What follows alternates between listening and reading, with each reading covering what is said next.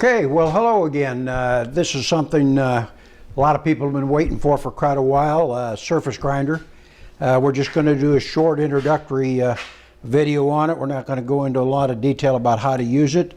At some point in time we'll do that, but right now we're just going to introduce you to the machine. Starting off with our magnetic chuck is a permanent magnetic chuck with removable magnets. You can take these magnets and you can drive them out. Just tap them and slide them out.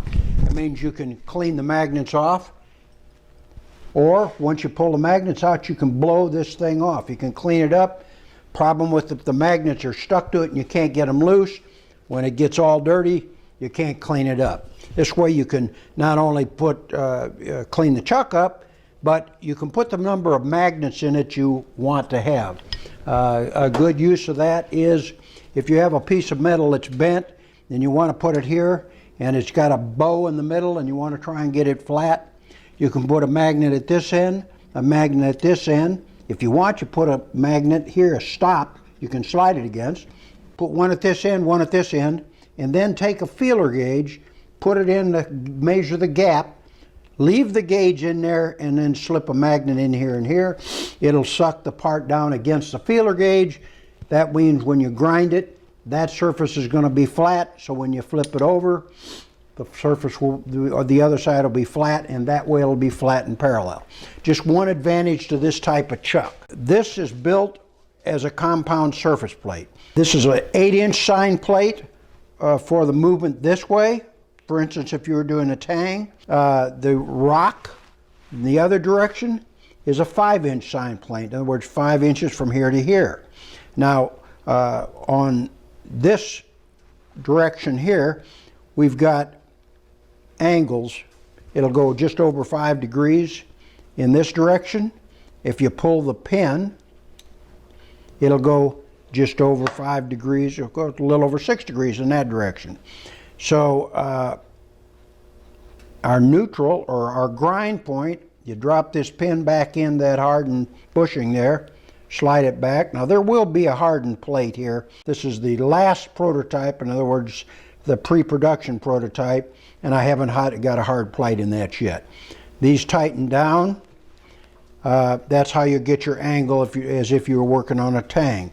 Now, if you're putting a bevel, a primary angle, or even a secondary angle on a blade, and you want it to come up or down, this screws here, this lifts. You put a sine in, a piece in here. A sine chart comes with it. For instance, on a 5-inch, each 182 thousandths here is a degree. So 5 degrees included bevel here would be 436 or 7/16 of an inch. So you put that, if you put a 7/16 inch block in here, or pin, clamp it back up on that, now you've got a 5-degree taper. You can have a combination of the two. You can have 5 degrees here, and if you want, you can have 2 degrees here. Lock this down, lock this down. Now you've got the distal taper. You've got a combination of distal and primary angle tapers. So let's put this back in the middle again. Now, something else on this. This magnetic chuck is put in with dowel pins. In other words, you can, once you grind the chuck in, if you need to pull it off for any reason, once you pull this apart, you can put it back together and it will stay reasonably flat. For real precision grinding, you don't really want to be pulling things apart, putting them back together, but it'll keep things flat within a thousandth or two because it'll go back in with that accuracy over 10 inches. It does not come with this wheel. This is a 90 durometer wheel. A lot of guys have 90 durometer wheels, and since ours is set up primarily for the reader grinder, which is a 2.5-inch arm machine, this, you can use any size drive wheel, and you can move so you can come clear out here with it. You can go to a larger or a smaller drive wheel.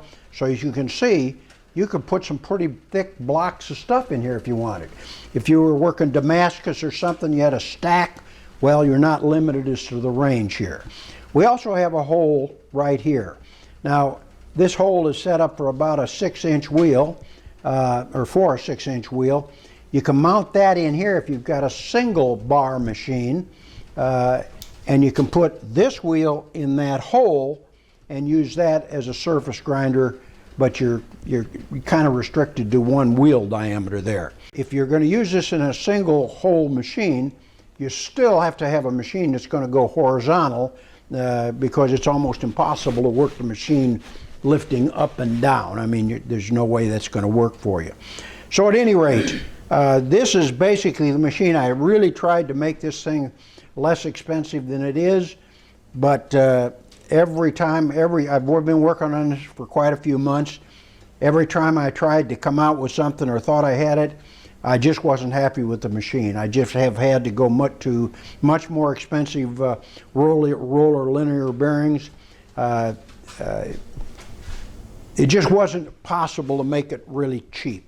So that's really all I've got to say on this. As I said, we're going to come back and do some grinding in another video and show you how the machine actually works. But that'll be a video that we'll probably come out with in a few weeks. Right now, as of what's this, the 7th of December, delivery times on this machine be 4 to 6 weeks. Are on the web page now. Well, that's it. You got anything to add to that, Greg? No, check us out. Merry Christmas. Merry Christmas to you, and thank you a lot. We appreciate all you customers. Everything you've done for us in the past. We promise to continue to give you as good a customer service as we possibly can. Thank you a lot. Merry Christmas, Happy New Year.